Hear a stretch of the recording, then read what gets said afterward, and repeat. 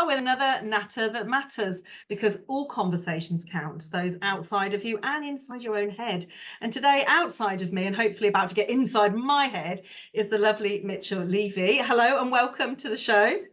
Oh, it's great to be here. I love the name of the show. I know, right? So simple. A natter that matters. Yeah. I have a few clients that are based out in the States and they're like, what is a natter? So you obviously know what a natter is. So a few of them didn't really know what a natter was. So you're good with that. Do you want to introduce yourself? I could make a real hash of trying to. I could read the show notes, but why don't you do it? Much easier.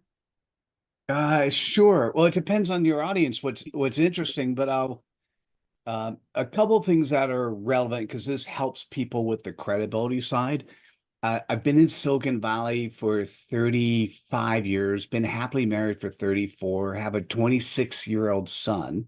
I've started 20 companies. I've sat on the board of a NASDAQ firm. I've done a couple TEDx's.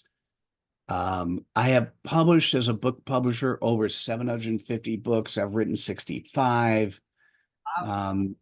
I've done I'm trying to think about bucket list items, like things that I've locked it. So I've always wanted to do a TEDx. So I did two. I wanted to do a keynote for a university, a commencement speech. So I did one of those. So, I've had a good life so far. And who I am now, I think you're just getting the raw, Mitchell. And this came from between 2019 and 2020. I did a Napoleon Hill study. I interviewed 500 thought leaders on credibility, and I just unlocked a ton of secrets, and we'll talk about one or two of them today, I'm sure. I hope so. The best ones, of course. And credibility. So I've obviously done a little bit of a mooch round to have a look about what you do. And I loved it. And I loved you talking about the credibility questions. I'm like, what are the credibility questions? And are these questions inside the mind or outside of the mind? Because, of course, I do a bit of both. So tell me about the credibility questions. I'm curious. Well, do me a favor, because that word or that expression as is not something I use as is. So give me a perspective of what you're thinking about so I can answer the question better for you. So the way that you ask the questions, so on your YouTube channel, you ask credibility questions. What do you ask? What do you ask?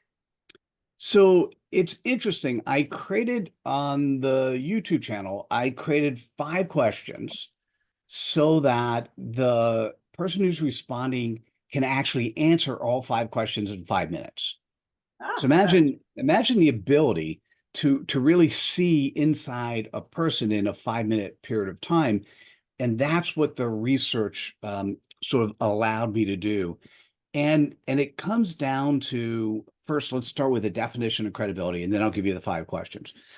So credibility, if you look in the dictionary, is only 1/3 accurate. So it may have made sense at a time when we used a telephone book, a physical telephone book. It doesn't make sense for today with everyone having a camera and everyone sort of showing up online, everyone with a YouTube channel. So credibility is the quality in which we are trusted, known, and liked. And so in 5 minutes, the goal was, with these 5 questions, is can I actually get to trust, know, and like somebody? And so the first question is, what is your Cpop? Now, that's an acronym I created. It stands for your customer point of possibilities. And what I'm going to say for those who are listening who are business owners, it is important for you to find a compass for you to live your life by. And that compass can be articulated with you understanding your Cpop in 10 words or less. Is how you are executing on your purpose today. We can come back to that. So first question is, what is your Cpop? Second is, tell me more. So that's about a minute response. Like, okay, what do you mean? How do you solve that? Some cases it might be a little bit educational. In some cases, it's just simply, how do you play in your playground? If your Cpop is your playground, then how do you play in your playground? The third question is, how do you have credibility to play in your playground? Now, what's interesting, the ease of which answering those questions in 5 minutes or less becomes very straightforward. I mean, to do 5 questions in 5 minutes, because your Cpop, you're defining the clarity in which you execute and live life. And then within there, so what's your Cpop? Tell me more. How do you have credibility to do what you do? The fourth question it's almost a trick question. So I'm going to say, how do you share your credibility? Now, what does that really mean? So imagine the Cpop and tell me more is I'm actually building the trust. Do I trust you to do what you do? When I start hearing, how do you have credibility? I am getting to know you a little bit better. That fourth question, how do you share your credibility? I want to get to know you and I want to see if I like you. Right. And so how do you share your credibility? There are 10 values of credibility. I'm looking for like a 1.5 minute story where you're actually articulating one of the values of credibility. It could be coachability, it could be vulnerability, it could be servant leadership. There are 10 values there. And I've got a TEDx. One could always look that, or just Google Mitchell Levy's 10 values of credibility, and you'll learn that. And it's telling a story that those people who are your clients or your prospects, they actually relate to this because it's a story that has a value that reflects the values they have. And then the last question is how do people reach out to you? So those are the 5 questions, and they are designed to truly get to trust, know, and like somebody. I like it. Very nice indeed. And so you're going to tell us some stories. So were there any surprises when you were doing these 500 interviews? Do you mind if I share 2? No, share what you like. Obviously, All right, people listen. Oh, you're going to share 2 stories. I thought you meant you're going to show sorry, 2 stories. Yeah, sorry. So the first story is going to be, my something dealing with my expectations. The second story is going to be, holy cow, I can't believe people acted like that. I'm going to tell you the person who helped me create the 10th value of credibility. All right. So on that first story, when I first started doing the interviews, I wasn't actually entirely sure what I was going to measure. So, and my team, by the way, imagine you're on my team. We are full blown publishing, consulting, and I walk into a staff meeting. I go, "Hey guys, we're going to do something." I woke up. I'm excited. I'm going to do a Napoleon Hill journey. We're going to interview 500 thought leaders and then have all of those interviews go on the podcast. And it was kind of like Deep Space Nine. I like sucked the air out of the room and I go, "No, don't worry about it. I'll be there and I'll build. I'm good at building systems and structure. I'll be there. I'll build the structure. We'll put workflow documents in place, and then I'll do that before we pass it along." So in the first 10 interviews, I was taking everything a little bit personally. Right. So, by the way, in order to do 5 questions in 5 minutes, and if you look at the early interviews, there are like 5 questions in 10 minutes, right? In order to do those, I had to send out a video ahead of time. Here are the 5 questions. Here's what to think about. Here's what a Cpop is and how you can articulate one. And what happened is I was surprised that some people didn't come prepared because, are you ready? For those that are doing the radio, I have my double quotes up here. They were experts at doing interviews, so they didn't prepare, right? So there were people who didn't prepare. There were people who were so full of marketing cookie cutter stuff, they couldn't get it right. There were people who came late. And I was like, should I be offended? Right. And so in that first 10 interviews, I kind of realized that, wait a second, I am doing a survey on life. Whatever happens is not against Mitchell Levy personally, right? So that was an interesting mindset that I had to focus on that. And then, I'm doing the interviews, I'm enjoying it. It would be Tuesday, Wednesday afternoons. I would do between 10 and 14 interviews every Tuesday, every Wednesday afternoon. For those who are paying attention to the energy levels, I get energy from interacting with other humans. So to me, it was not a drain, but Like I get pumped up when I talk to other people, right? And so I'm getting there. I've got like 9 values of credibility. I haven't I at the time I thought it was know, like, trust. It was only to about a year afterwards I figured it was trust, know, like, which is really how it trust is the first thing we do, not the know. Know is when, once again, we didn't have the internet. And so know meant you go to a town, do you know a good blacksmith? You know, and you look up the yellow pages. Well, we didn't have them back there, but so I had 9 values, and some NSA speaker, you know, $35,000 keynote was scheduled. I'm like, oh, this is going to be awesome, right? By the way, I research everyone ahead of time. I get prepared. I'm like, I am so excited. So I said to him, what's your Cpop? What's your customer point of possibilities? And he gave me his 30-second elevator pitch. Now I'm looking for something that's less than 10 words. So I would say, well, most people talk about, and I'll give you the formula if you're curious. I'll just tell you the Cpop formula. I go, most people, they say who it is that they serve, and either the pain point or pleasure point of the person that the person they work with perceives. And he goes, you want to try it again? He tries it again, and he gets it down to 15 seconds. But it was way too long. I mean, you can't remember when you're sharing a 30-second elevator pitch. Nobody remembers that. If you share something that's 5, 6, 7 words, people remember that. So I said magic words. I said, do you mind if I do a little coaching? He was the only human who ever said, yes, I do. Oh, I know. And then he goes on to say, and by the way, he goes, yes, I do. I have my way of doing things, and you apparently have yours, and I don't want to learn yours. right. Okay. Now, classic American, the words that were bubbling up in my mind were not pleasant words. Did it end in And you? given you're an NLP practitioner, I ended up just leaving a couple seconds of dead air. And he goes, huh, I don't think this is going to work out between the two of us. And I was like, I in my mind, I'm glad he said that. I agree. Good luck with all you do. Now, for the business owners, for the people paying attention, I sat on the board of a NASDAQ company for 9 years. When the CEO would bring in somebody who would potentially be working for them on the executive staff, do you think I would ever want to recommend to hire somebody who did not respect the company, did not respect the CEO, did not respect the employees, did not respect the clients, because already they knew better and didn't want to learn anything new? And the answer was, coachability.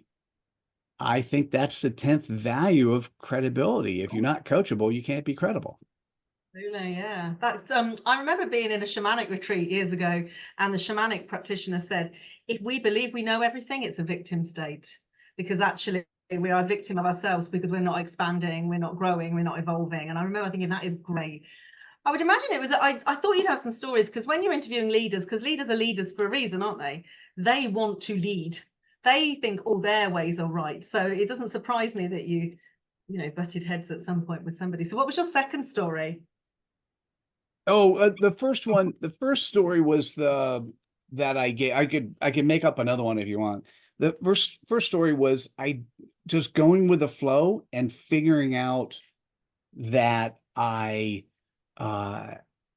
it wasn't personal, right? That I just needed to go to let the process define what made sense and what didn't. I'll give you a third story because this is good for your folks. So imagine this. I've interviewed 500 people. I have done the TEDx on the topic. So that came about 6 months after the interviews were done. I had written the book. And when I first started focusing on the word, that first question was, what was your Cpop? What was your customer point of pain? So that's how I defined Cpop when I first started.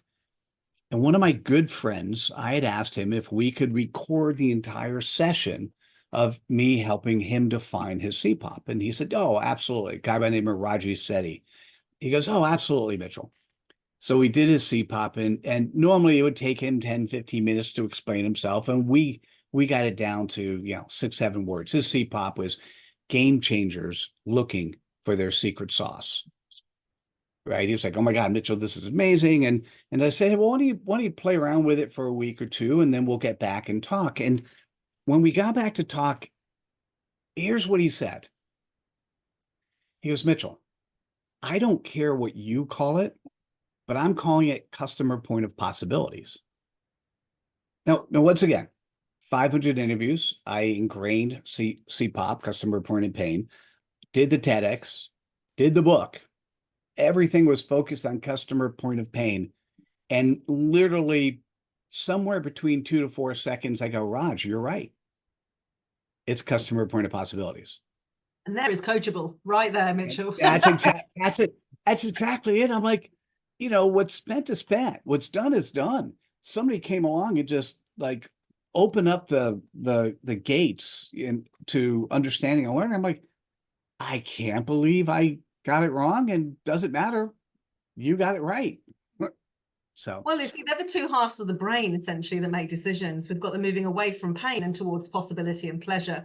So actually, they kind of both sit. If you could have them both somewhere in that, Mitchell, it would be perfect to balance the brain pattern so that it can really think and feel and be. So I love all of that, really. Yeah, I liked purpose. My head put purpose at the end for the P as well. There's lots of words you could use. There's lots of words. I suppose we all... what's really interesting, I got stuck for a while because I, by the way, I had purpose in there too for a little bit. And what I realized is this concept of purpose is 90% of humans are born, live, and die without ever knowing their purpose. Absolutely. If you're religious, then your purpose is to serve God, right? So the word purpose gets in the way of people. It's a marketing cookie cutter thing. It gets in the way of truly understanding things. So what I'd like to say instead, and this is something I just figured out. I went to the Purpose Summit, and this was about 6 to 8 months ago.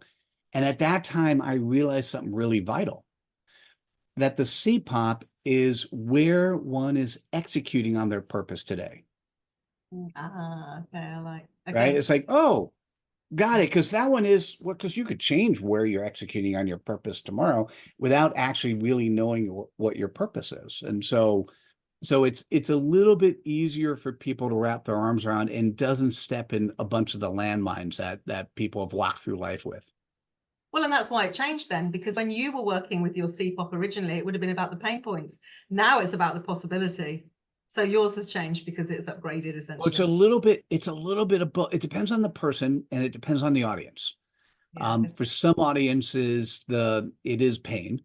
For other audiences, it is the pleasure point. So it really depends on the audience they serve and the receptivity of the person who is hearing 5 or 8 words. So my Cpop currently is focused on an audience I never expected to be focused on. It's coaches who've created a job, not a business. Right. Okay. Yeah. Right. And so that is a pleasure / pain point, but starts with pain, because any coach or consultant or a small business, when you wake up in the morning and what you do doesn't sound or feel like fun, that's a job. Like, oh man. And that's what in my Tell Me More, we have a solution to help solve that. Right. Another one of my friends, I believe you'll love this one as well. Hers is 5 words long. Successful women living with regret. Oh, okay. Yeah. And her Tell Me More talks about, she's coined a phrase called pregret. So those successful women who are living with regret have pregret. There are things they don't do because their expectations that it's going to go the same way other things have gone in the past.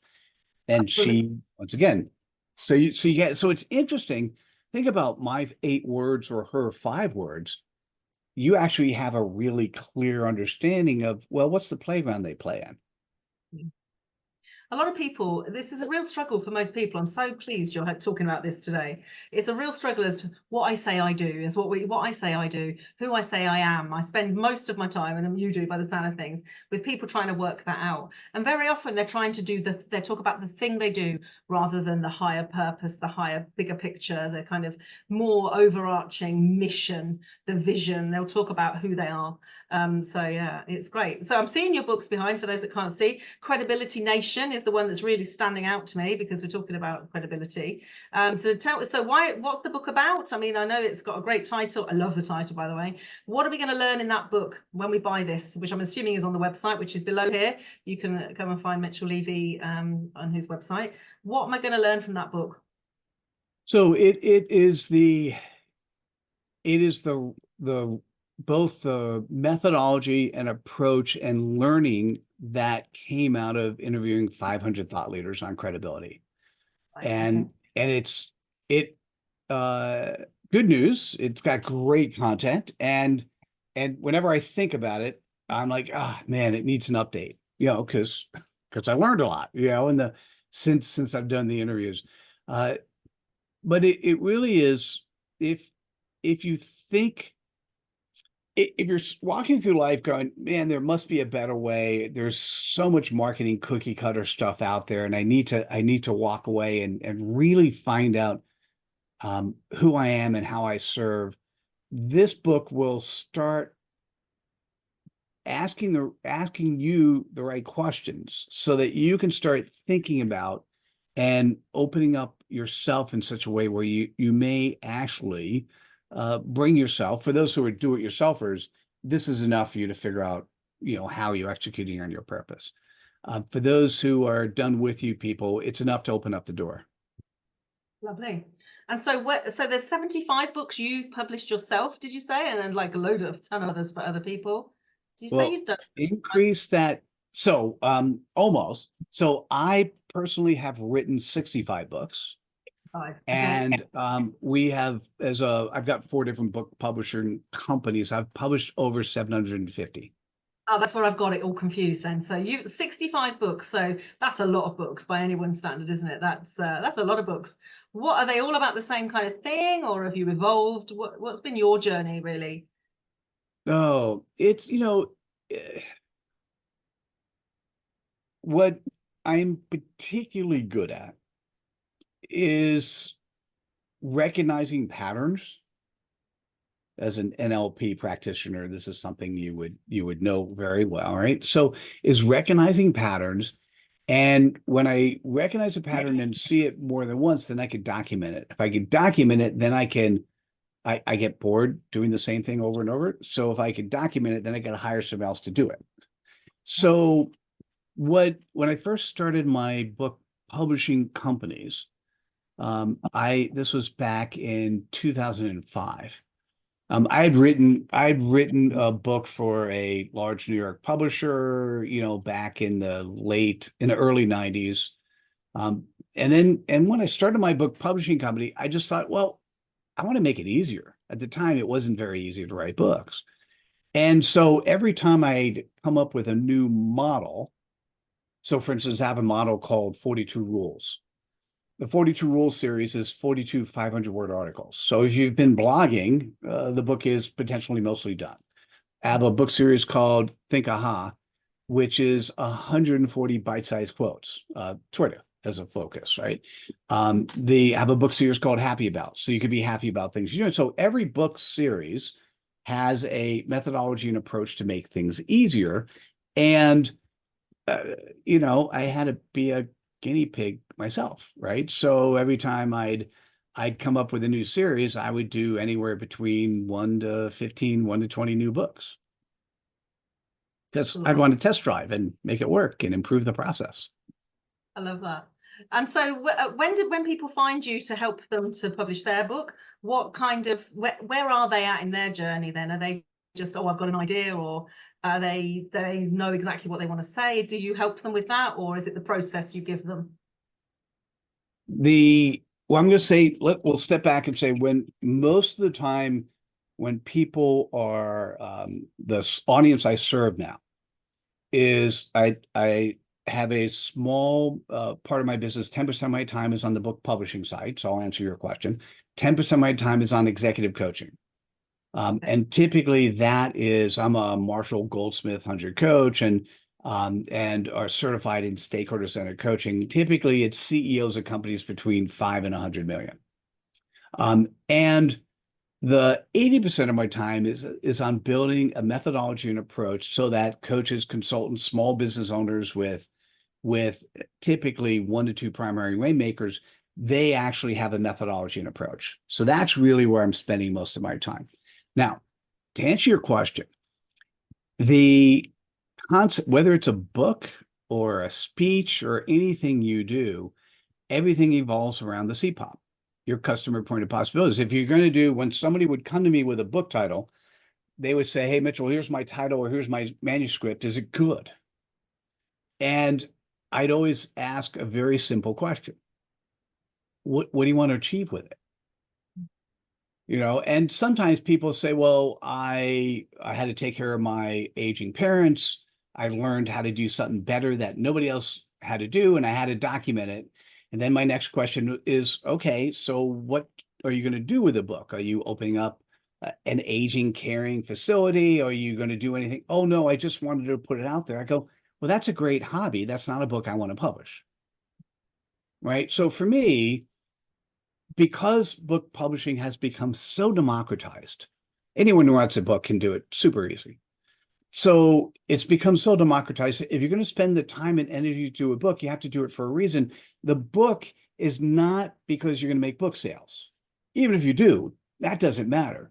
Where the book is valuable, it contains your methodology and your approach, and it's an opportunity for you to do more speaking or more consulting or more coaching or whatever, or more product sales. That's what a book is. It's the ultimate credibility building asset.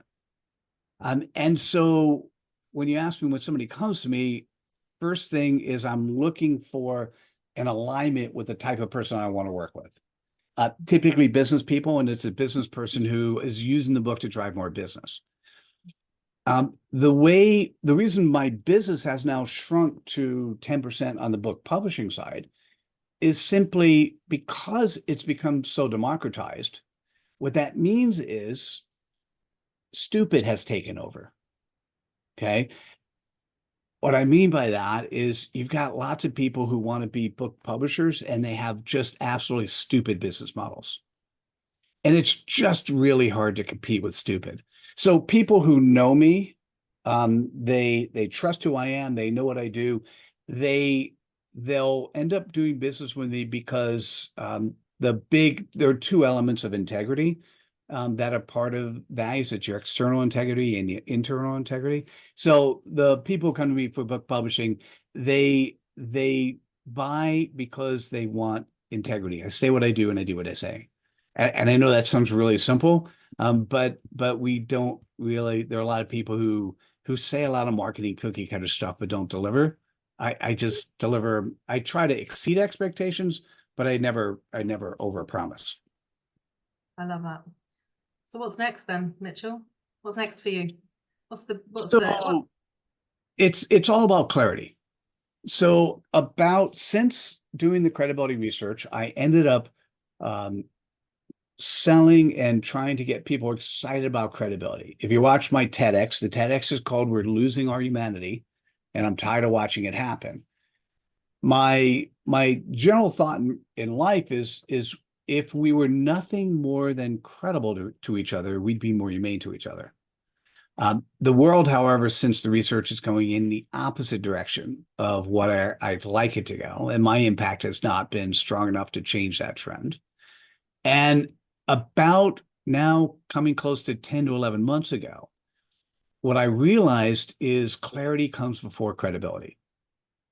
And so I created a clarity certification program so that those people who have clarity can make life a whole lot easier for themselves. And what I've done in the program is not only allow the person to have clarity themselves, not only allow them to deliver clarity to others, but also, and this is what most certification programs do, including academics, is they don't give you leads. They don't show you how to run a business. So what I'm doing in this certification program is I'm actually, the person gets their clarity. They get a coach, they get a mastermind, and they get leads every week. And then we talk about, okay, what playground are you playing? How are you playing the playground? Are you being successful? Are you getting people in the door? Are you closing enough business? Because the goal is, I want, if you are an expert at what you do, you're an expert at transformation, right? Whatever that transformation is, bringing a company or an individual from A to B. That's fantastic. It doesn't work unless you have money and people coming in the door to pay you. So do you have enough leads? Do you have a good referral network? So what the place I'm building, and I started with coaches because I needed a vertical. So I started with coaches. So that's why my Cpop is coaches who've created a job, not a business. The second vertical I'm going into is the fractional CXO space, the fractional execs. And I have somebody who plays in that world who's bringing me into that vertical. Once I do two, then I'll go a little bit more horizontal. So where am I going next? It's really the proliferation of the ability for us to throw away the 30-second elevator pitch and to be able to, in seconds, articulate the playground you play in, to be able to get the word Cpop universally known. Wow. Hopefully today we've helped you to do that a little bit more. I now know what a Cpop is, and I didn't have a clue. And as you say, being able to identify what that is very quickly without people having to read loads of stuff and watch loads of videos is the whole point too. So thank you very much for coming and sharing. And if you want to find out more about Mitchell, which I feel quite sure you do, because he's a fascinating character, as you can probably hear and see if you're watching him. I've got to ask about the hat for just before we go. So is this like your trademark hat? Is this to stand out, or do you not like your hair? Like, what's the hat for? Yeah. Right. As you get older, many men get less hair, but that's not why. I always loved baseball caps. Okay. And since for about last 23 years, 24 years, we would rent a house in Europe for a month over the summer and invite friends and family. So about 9 years ago, we were going to Paris. And I would wear baseball caps, never inside because that's not what I did. And my wife comes in the office about 3 months before we're leaving, and she's holding a fedora, and she goes, honey, she used the proverbial we. We're not going to be one of those stupid Americans that wear a baseball cap in Paris. So I unsuccessfully tried to argue with her, and we get over to Paris, and I start wearing my fedora, and the only time I actually, now, by the way, I have a problem at the moment with Facebook because my Facebook account was stolen, hacked, and the hacker was selling crypto. I got it back, but I now have 2 Trojan horses in Facebook I can't get out. So yeah, that's a different issue. So I haven't used Facebook now in about 4 or 5 months, right? Blasphemy for some people, right? So the only time I had posted on Facebook regularly was when I was in Europe. So I was posting daily pictures of me in Paris, and I had the lurkers, the people who just look at you all the time but don't say anything. I had lurkers, and so many people come out and tell me how much they love the hat. I actually then said to my wife, honey, I think you're right. I've got to wear the hat the entire time. And then when I got back to the US and started hanging out in the office, people were like, so Mitchell, where's the hat? Next thing I know, I'm wearing a hat all the time. And if you look at my slides, when I share my slides, I always have an Easter egg of a hat, of a fedora somewhere on all of my slides as well. I love it. It's good. We can recognize you instantly. Thank you so much for spending your time here today, Mitchell. And I'm sure lots of people are going to come and find you and follow you. And yeah, I definitely will be one of those. So thank you so much for being here. Thank you. I'm honored. Thank you so much. I appreciate you. And thanks for having me. I loved it.